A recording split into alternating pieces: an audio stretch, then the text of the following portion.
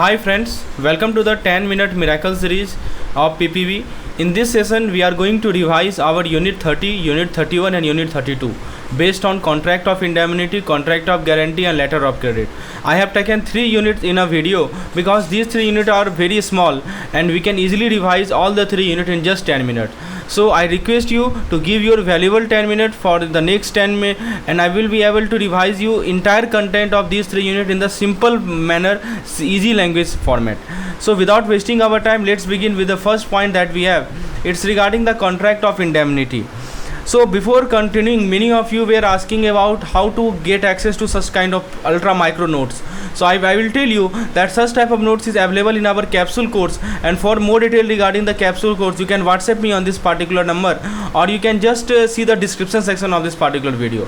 Now let's begin with. So let's quickly break down 2 important legal concepts, that is a contract of indemnity and contract of guarantee in the simplest way possible. So indemnity basically means saving someone from loss. It is a type of agreement where one person promises to protect another from certain loss. Right. Now the contract kicks in only when a specific event happen or does not happen. So that is called occurrence or non-occurrence. Now under section 124 of the Indian Contract Act, the person who promised to protect is called indemnifier, and then the one who is getting protected is called indemnity holder, or we can say promiser and promisee. Since promiser is there who will promise, and indemnity holder is one who will get protected, right? For example, let me give an example. Let the take the example of insurance. So insurance contract often involve indemnity, right? Though not fully covered under this law. So not covered under section 124. Court have expanded the scope of indemnity through various judgment, right? A famous case is the Secretary of State versus Bank of India, where the liability was imposed without a direct contract. Sometimes case studies are also asked, remember it. Now let's look at the indemnity versus guarantee. So in indemnity there are 2 parties, right? The indemnifier and indemnified. In guarantee there are 3 parties, debtor, creditor and surety. So that's the basic difference. Now liability. So for indemnity the liability is immediate once there is loss, and for guarantee the surety is liable only if the debtor does not pay. So the liability is secondary, right? And in the case of guarantee, if you talk in terms of contract, so indemnity involves 1 contract and guarantee involves 3 contract between all parties. And if you talk about the purpose, the main goal of indemnity is reimbursement for a loss, while the main goal of guarantee is more about giving security to the creditor. Lastly, indemnity covers the actual loss, and indemnity holder has the right to recover damage, cost, and other sum related to the loss, right? So now let's talk about the enforceability and of indemnity. So we are talking about indemnity and how it works, especially in banking, in the most straightforward way possible. First, let's talk about the enforceability of indemnity. Indemnity is a promise to compensate for the loss. As we all know, the person who gives the indemnity is called indemnifier, and he has to start paying when the indemnity holder incurs the loss. So liability start when the indemnity holder incur loss, right? Now if the indemnity has paid indemnifier has paid expenses or legal fee, this can be reimbursed, right? So indemnifier can be repaid for the payment made, that is called reimbursement. The indemnity holder can sue for a specific performance if the contract mention it. Now the indemnity holder should follow direction and stay within their authority. Now things like legal fee, travel cost and effort to reduce the loss are all recoverable under indemnity. Now compromise. Even compromise made to reduce the loss can be recovered as long as they are within the authority. Now how does this play out in bank? Indemnity is really important for bank. Example, if you lose a check, the bank will ask for an indemnity before issuing a fresh one, right? So in the context of bank, it is very critical for banking operation. For example, I have given you lost check. Now indemnity is also needed for things like duplicate FDR, death claim and pay orders. Customer give bank a promise to protect them from any loss or cover any cost that may arise, right? Now, stamp agreement. These indemnity these indemnity are often stamped and sometimes treated as legal bond if it is witnessed. And now there are two sections, section number 124 and section number 125 of the law. It covers the rule of indemnity and the right of the indemnity holder. Now, let's move on to the parties of the contract of guarantee. A guarantee is a promise that if third party can't pay, someone else will pay. A good example is a bank guarantee, where it acts like a security instead of the cash. Now there are three parties. The first is called surety, the surety who gives the guarantee. The principal letter who owe the money. And lastly, the creditor. Either we call it creditor or we call it beneficiary. Who get the guarantee, who receive the guarantee is called creditor. So surety provide the guarantee, creditor receive the guarantee, and principal letter default cover who owe the money. Now the surety liability is equal to the debtor and includes things like interest. Now the bank can go straight to the surety without having to go after the debtor first. So bank can act against surety without pursuing the debtor first. Now finally, let's wrap up with the basic principle of the contract of guarantee. So the first is the guarantee can be express or implied. It can be either express or it can be implied guarantee. Now the surety liability only kicks in if the debtor default. Consideration. The guarantee need consideration to be valid, which means something of value must be exchanged. Even if debtor goes bankrupt, the surety still has to play. Right, it still has to pay. So I hope this make everything about indemnity and guarantee contract a little clearer. Right, now let's talk about the guarantor's role. Now let's discuss. So we are talking about surety and how it works in the simplest way possible. So surety is someone who guarantee another person payment or obligation. If the debtor can't pay, the creditor can ask the surety to pay up. There are two types of surety. First is a specific transaction, other for continuing guarantee, which covers multiple transactions. Now let's talk about the liability and remedy. So the surety liability is usually the same as the debtor unless the contract say otherwise, and the creditor must first try to recover the money from the debtor before going after the surety. Right. The surety can also revoke the guarantee for future transaction by giving notice. Death of surety. So if the surety dies, the guarantee is usually terminated unless the contract is specified otherwise. Now for variance in contract and discharge of duty, let's try to understand. So the surety is only liable if the defaulter, if the debtor default. Already I am telling you.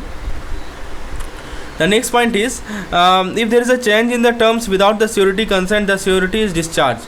So if there is a change in term without surety consent, surety is discharged. Remember it. The surety is also released if the debtor is released or if the creditor take any action that releases the debtor from their obligation.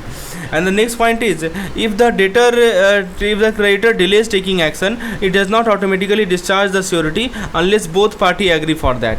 Finally, let's talk about the right of the surety, right and co-surety. Once the surety pays, they have the right to claim from the debtor. The surety can recover due after payment, that is claim from the debtor. Now the surety can also benefit from any security that the creditor hold. Right. Then the debtor is implicitly required to indemnify the surety. Right. And if there is any misrepresentation, the guarantee become invalid. Remember, invalid guarantee because of misrepresentation. And if there are co-sureties, means multiple sureties, they share the liability equally, and if one is released, it does not affect the other. So remember, they are co-surety, then share liability equally. Now let's talk about the bank guarantee. So in a bank guarantee, the bank act like a surety, right, and promising to pay the customer default. I hope this make the role of surety clearer for you.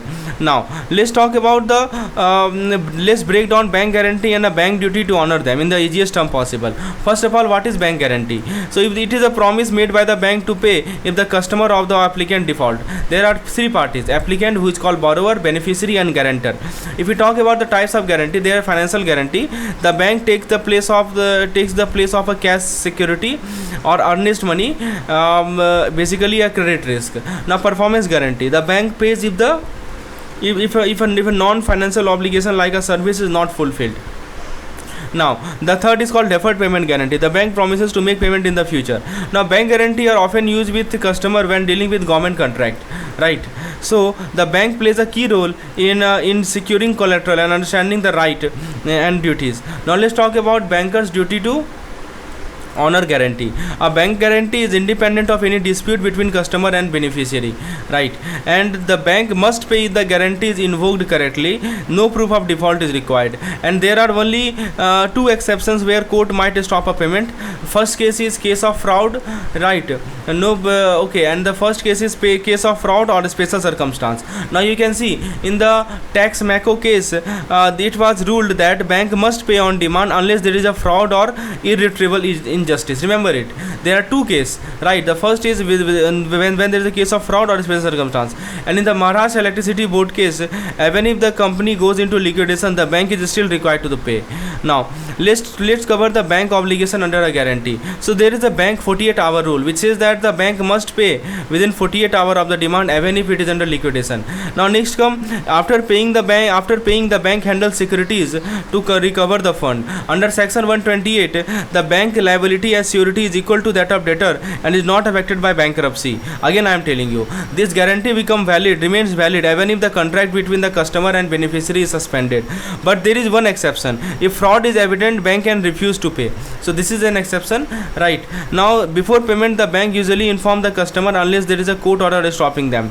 Now the next is bank guarantee, fraud, liability and validity. Try to understand. See, we will talk about bank guarantee as something to watch out for, like fraud, liability. For a bank to refuse payment, fraud must be proven, right? If the bank is unsure, it may seek direction from the court. In normal situation, the bank cannot refuse payment unless the fraud is clear. Now court might stop payment to prevent irreparable harm if the paying the guarantee would lead to injustice. Next, we need to know about how to avoid unlimited liability, right? How to avoid the unlimited liability. Guarantee should clearly specify the amount and period they cover. This avoid any confusion about what the bank is liable for. Banks should also secure a counter guarantee, right? Banks should also secure a counter guarantee from their customer for extra protection. When it's come to the validity and claim period, so bank is only liable for default that happened within the validity period, but there is a claim period that gives beneficiary extra time to make claim even after the guarantee expire. Thanks to the section 28 amendment in 1997, any clause limiting claims during this period are illegal. What happens if the bank does not pay on time? So if the bank does not honor the guarantee within the claim period, the beneficiary can sue them. That is called legal recourse.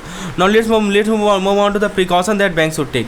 When a guarantee expire, the bank should ensure that they get the cancelled guarantee back or confirmation that there are no claim. To protect themselves, bank use a counter guarantee. That is counter guarantee cum indemnity to cover payment amount, legal cost, interest and more. Now this counter guarantee should be backed by tangible asset like fixed deposit, security or property.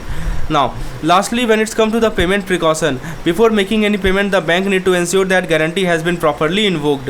Court may have different rule. For instance, the Delhi court, as you can see, for instance, the Delhi court require a cause of action, while the Calcutta High Court allow the more flexible invocation, right? So that is all about. Now let's talk about the proper invocation of the bank guarantee. So see, how to properly invoke a bank guarantee and the bank obligation when it comes to guarantee. To invoke a bank guarantee, it must be done within the validity period. Again, I am telling you. And now the second point is that it is crucial that the amount being claimed should be less than or equal to the guaranteed amount. So the invoked amount should be less than or equal to the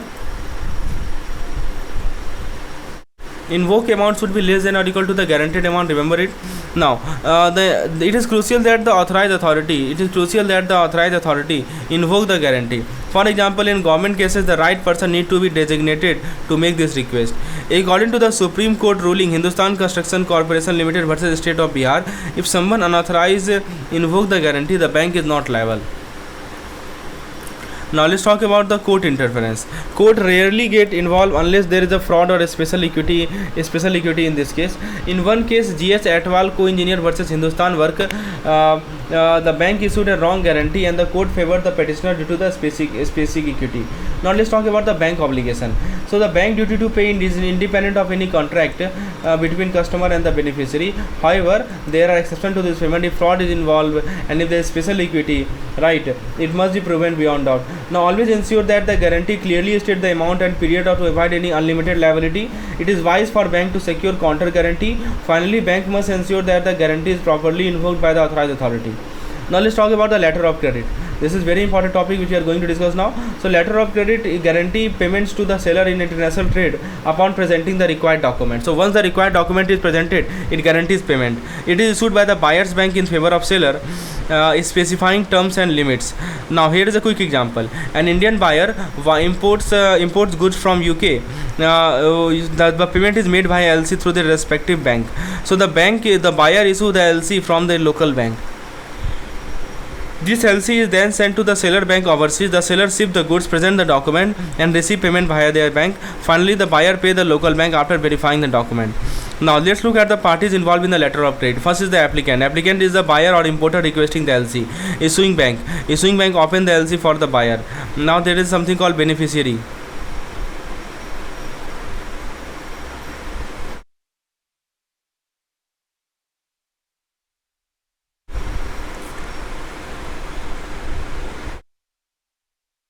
So beneficiary is the seller or exporter entitled to receive the payment. Now advising bank confirm the authenticity of the LC to the seller. So the advising bank confirm that LC is authentic to the seller. Negotiating bank pay the seller for document and can be any bank or a specified one. Then there is a confirming bank, added guarantee to the payment if the seller has doubt about the issuing bank. Lastly, the reimbursing bank handles the reimbursement for the issuing bank. Now let's discuss the bill of lading. Bill of lading is negotiable and issued in set of 2 to 4 original. It must state that the goods are shipped on board. An airway bill, you can see, an airway bill is not a title to good but is accepted if it is specified in the LC. Right. Next is post parcel courier receipt. It is similar to airway bill and also does not serve as a title of good. Now insurance document. So insurance document are required by the LC and must detail the coverage, risk, currency and claim information. Additionally, there are other documents like certificate of origin, weight, quality and health which are mandatory for payment. Lastly, we have UCP 600. UCP 600 was approved by the ICC, right, on October 25, 2006, and it replaces UCP 500. It consists of 39 articles, okay, and reduced from 49 with added definition and interpretation. Now document handling. For document handling, bank now have 5 banking days, right, to accept or refuse a document, replacing the previous reasonable time. UCP 600 allows for deferred payment credit and under discounting. An EUCP include 12 articles on electronic or part electronic presentation. Finally, negotiation is defined as the purchase of draft or document. Right. Now let's talk about the types of letter of credit. So as you know, there is something called acceptance credit. Acceptance credit involves payment at the maturity of usance bill. There is something called irrevocable credit.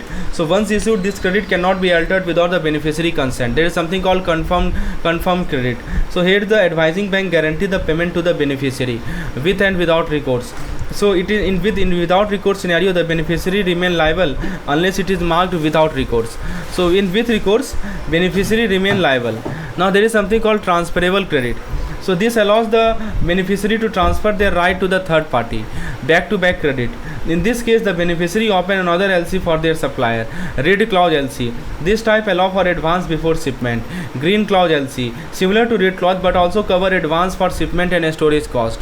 Revolving LC. This credit automatically renew for new trade transaction. Let's move on to the document required under letter of credit. First is called doctrine. It is crucial to understand the doctrine of strict compliance and the independent nature of the LC. Strict compliance means all the terms of LC must be followed exactly. Any deviation can jeopardize the claim to payment, and if the party default, they risk losing claim to the payment. Now the bank duty is to ensure that document matches the terms of the LC presently. No substitution are allowed. Only exact document will be accepted.